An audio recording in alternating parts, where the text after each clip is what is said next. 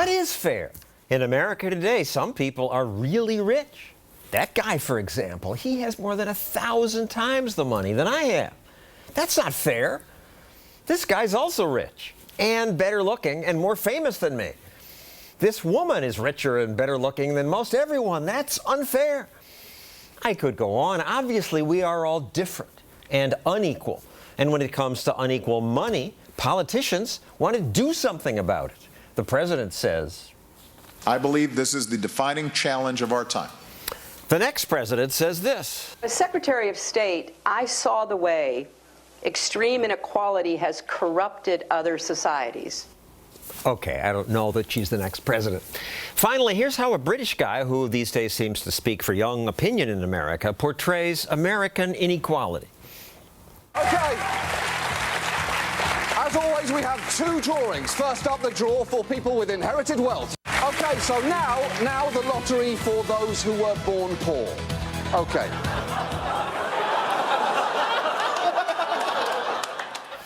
Is that America? The rich party and the poor are stuck at the bottom?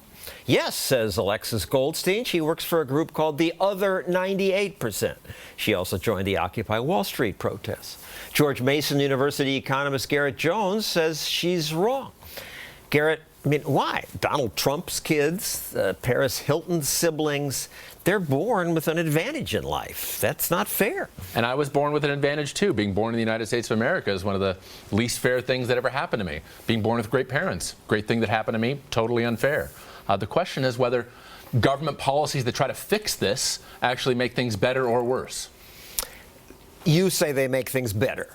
I do. And look, we're living in a situation where corporations have profits that are higher than they've been in 85 years. We have workers that have wages that are lower than they've been in 65 years. Well, that's absolutely not true. But that is true. But let me continue. 40% of bank tellers in New York State are forced to rely on government assistance just to scrape by. And that's wrong in a country where we have record corporate profits. And government should then take from the corporations and rich people and just give it to poor people, have more programs for poor people. If we raise the minimum wage in this country, workers are immediately going to go and spend that money in the economy, and that is going to stimulate the economy. But one of the things that makes people least happy, according to regular economics and psych surveys, is being unemployed. So even if raising the minimum wage only costs a few jobs, and it probably costs a lot of jobs, but even if it only costs a few, you're concentrating a lot of misery on a small group of people in the hope that raising other people. the minimum wage doesn't cost jobs. Even if you have a county that overlaps two different states, it's a small effect. Absorbed by the cost. By studies like Berkeley, the University of New Mexico, we've seen. But the vast majority of economists just all agree. That's not true. Economists at the Federal Reserve and California Irvine, 85% of studies in the last 20 years show raising the minimum wage causes job loss. The most recent studies look at counties that are in two different states. One state raises the minimum wage, one state doesn't. The state that raises the minimum wage does not lose jobs to the state that is directly next to it because the company is able to absorb those losses with higher productivity because morale is boosted. People are happier. They're not looking over their shoulder to find a job. If that were true, businesses would go ahead and just do it on their own. Walmart just did. Walmart totally just did. That's fantastic. Yeah. That's great news. If this works, why don't we raise it to $100 an hour? Then everybody would be rich. Well, I'm glad that you have some good ideas, John. I'm excited to hear that you want to put more money in the pocket of hardworking Americans. But that wouldn't cost any jobs. It's not going to hurt anybody. Well, I think that people are proposing $15 an hour as a start. But you can also look at the MIT calculator. They have a state-by-state calculator for what a living wage would be in all of those states, and I think that's a good place to start. Here's what Senator Elizabeth Warren said last year. I can't believe I have to say this in 2014, but someone has to say it and say it again and say it again. We need equal pay for equal work. We need to raise the minimum wage. We need to address the cost of student loans. So, Alexis, this is your person. You support all this, right? I actually think that Senator Warren doesn't go far enough when she's talking about student debt. She wants to make the cost of student debt lower. I think we can make public higher education free. Where are you going to get the money? Here's what you do. You take the $8.6 billion that currently goes to grants for for-profit schools. You redirect it to public higher education. But, subsidies for college is redistributing from the average person in America to the top.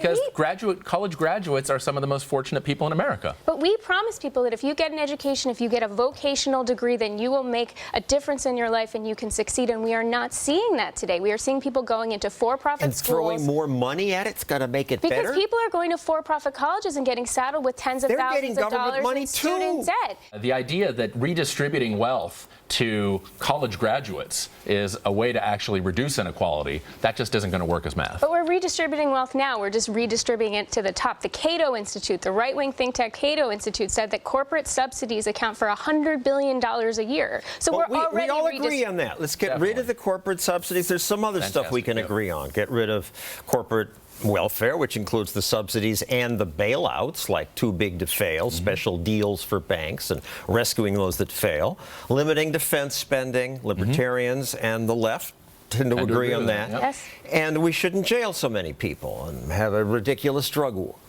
But beyond that, there is so much where I think you're just out to lunch here. The idea that the poor are doing worse. Even the Brookings director says the top 1%, yeah, up 200%.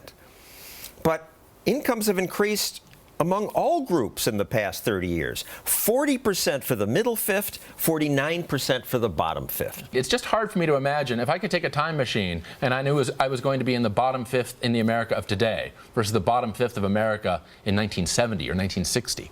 It's just hard to imagine that anybody would want to take that time machine into the past. The bottom fifth of America today is making $15,500 a year before government subsidies. I don't think anyone thinks that that's the American dream. But the other issue here is non-defense discretionary spending is at its lowest level than it's been in decades. And you guys are talking about, oh, we're throwing all this money at education. Yes, it's but only we're not. It's a tiny bit compared to where it was before. And so I think you're sort of fighting over peanuts instead of talking about what I totally agree with you, which is that we should cut defense spending and we should end the subsidies to the biggest banks. We can totally agree on that. You want to cut defense spending altogether? Maybe not altogether, but pretty close. Well, I wouldn't feel very safe then. Garrett, I would think in a free society, some people will just do much better than others. Yes. And you're saying just leave it that way? The way it is? Indeed. The question is, can real government policies, practical government policies, make an improvement? The biggest inequality, the biggest source of unfairness that I can think of is the fact that where you end up in life depends mostly on where you're born.